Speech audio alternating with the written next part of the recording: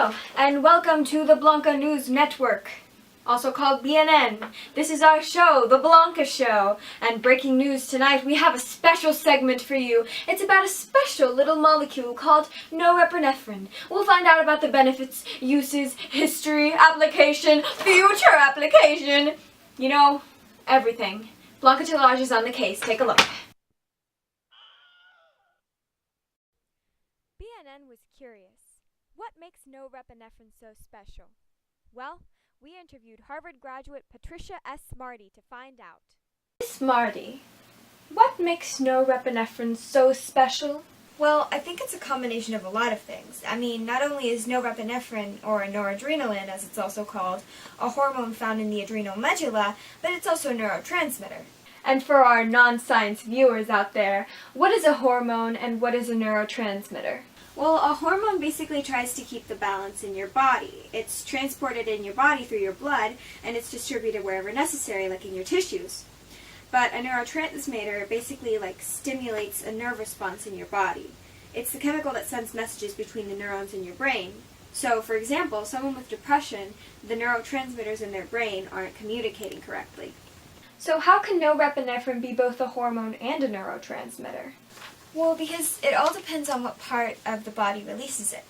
The adrenal medulla can release it as a hormone into the blood, or the central nervous system or the sympathetic nervous system can release it as a neurotransmitter. So obviously those nerves will always be releasing norepinephrine because your body always needs neurotransmitters, but the norepinephrine will not always be released as a hormone. It all depends on what the body needs, because norepinephrine is created as a hormone only when it's needed. So when would your body need it? Well, norepinephrine is oftentimes related to mental illness. It's a stress hormone, so your body releases it in times of stress. It triggers your fight or flight response. So you can imagine how harmful it would be to have lots of norepinephrine in your body. However, norepinephrine dissolves quickly after the period of stress is over and it's no longer needed, unlike cortisol, which stays in your body long after it's needed. You mentioned that norepinephrine was related to mental illness. Yes, as a neurotransmitter, it's seen as being closely related to depression. Oftentimes, there's a disconnect between the nerves in the brain in people who have depression. So sometimes patients with depression are given medication that increases their amounts of norepinephrine. Also, Let me stop you there for 1 second. If you have depression and you're looking to switch medications, please contact your doctor first. BNN might receive a portion of the profits. Oh, that wasn't what I was saying. That's all the time we have for this interview today. Thank you. Well, now that we've dived into some fascinating scientific jargon, let's move on to history! A long time ago, in a galaxy far, far away, people didn't even know what norepinephrine was. Gasp! So how was it discovered, you may be asking yourself? Well, let's find out. Well, first let's talk about neurotransmitters. They were first discovered by an Austrian guy named Otto Lowy. He stimulated the nerves in frog hearts, and during one of these experiments, he figured that there were neurotransmitters affecting the hearts, and something in the heart that acted like adrenaline, later discovered as norepinephrine. This is not Otto Lowy, however. This is Ulf von Euler, a Swedish physiologist who actually identified norepinephrine in the mid-40s, and in 1970 he actually won a share of the Nobel Prize for Physiology or Medicine because of his discovery. Let's look at how he did it. I know that there are nerves and organs because whenever I section off these organs into their tissues, the amount of norepinephrine drops. I tested my theory on multiple sheep organs, and it seems that some organs have more norepinephrine than others. I've done it! I've made my scientific discovery! Yes! Debbie! What? Debbie, my faithful secretary, will you take a picture of me with my scientific discovery in case I ever win the Nobel Prize for Physiology or Medicine? Wink, wink. No way. Fascinating. Now let's take a look at norepinephrine's past uses. Well, when norepinephrine was discovered, it was just accepted as a neurotransmitter. Scientists never thought to use it until later, which brings us to... As we know, norepinephrine is a hormone and a neurotransmitter. It comes from an amino acid named tyrosine, and it is categorized as a catecholamine. Its chemical formula is C8H11NO3, which means it has 8 carbon, 11 hydrogen, 1 nitrogen, and 3 oxygen. And do you want to know a really cool fact?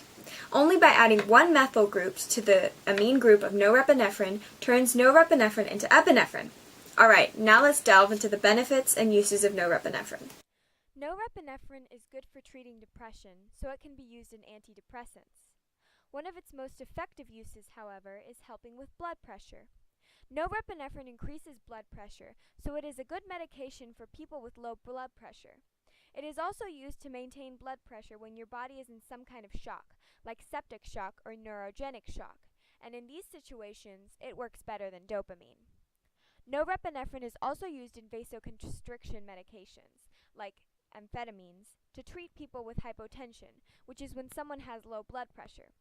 However, you have to be careful with this medication because in high doses it can lead to limb death and limb ischemia, which is when the arteries in your limbs are blocked. Norepinephrine also plays a huge role in helping with attention and focus. That's why people with ADD and ADHD are prescribed medication that increases their norepinephrine and their dopamine. Medication with norepinephrine helps people with ADD and ADHD focus more. I also want to briefly talk about norepinephrine's role in activating the fight-or-flight response, which can be a good thing if it's activated at the right time. The fight-or-flight response is basically when your body responds to an external stressful situation.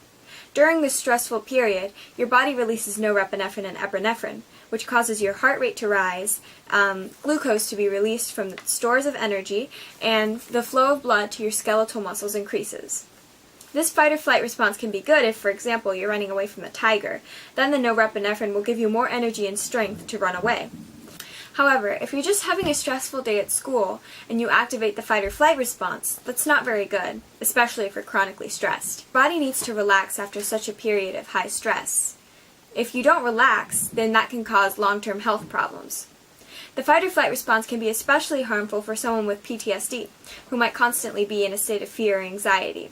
This can cause long-term damage to the body, and that obviously isn't good. But if you're running away from a tiger, please by all means activate your fight-or-flight response. By now you've probably realized that this is the worst news channel ever, I'm the worst reporter ever, and watching this video has taken away 9 or 10 whole minutes of your life. You must also know that this isn't even a real news station, it's just my basement. You must also know that this video contains really cheap humor, and I'm not sure if any of you have laughed yet. It's fine if you haven't, and I completely understand. I wouldn't laugh at myself either. However, I hope you've learned something. If not, then I'm going to be sad, I'm going to cry all day. Just kidding, I'm going to be fine, I'm not going to care. Okay, where was I going with this? Yes, future applications of norepinephrine. The future of norepinephrine is kind of up in the air. Some scientists predict it will be used in the future as a way to transport dopamine. They also believe that in the future, norepinephrine may be better at treating septic shock than dopamine. However, no clear path is set for norepinephrine. There's all kinds of ways it could be used in the future.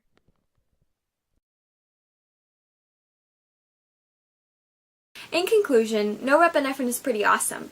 I mean, it can save your life. Really. So, yeah. Go repinephrine.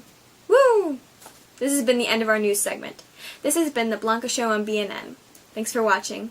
Coming up on BNN, The Chris Cuomo Show. We'll see just how big Chris Cuomo's ego can get. That should be fun. Stay tuned and thanks for watching.